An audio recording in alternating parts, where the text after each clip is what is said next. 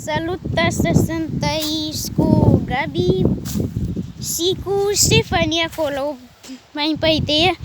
Deci asta e baza noastră, păite mai gay. Avem aici un living frumos cu un televizor editat mai imaginar, cu niște perechi de ședinte, un diamant.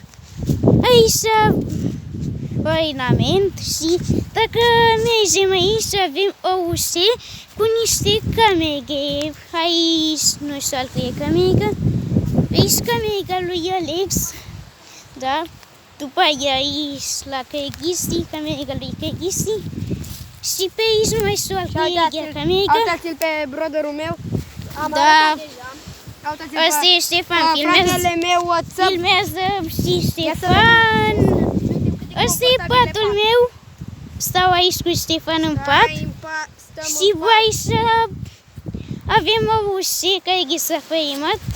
Și acolo veghe o găică de la toaletă. Mai în păitea. De la toaletă mi acolo.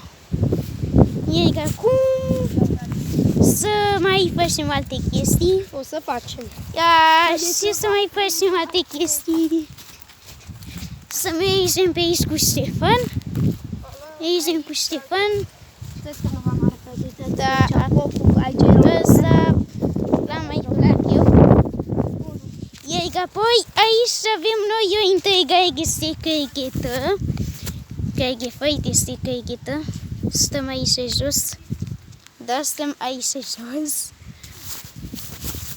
Și după aia l-avem pe Gabi. Pe Ștefanu, știm ce tot face. Și aia de acolo e casa mea. Acolo le etaj la balconul ăla stau eu.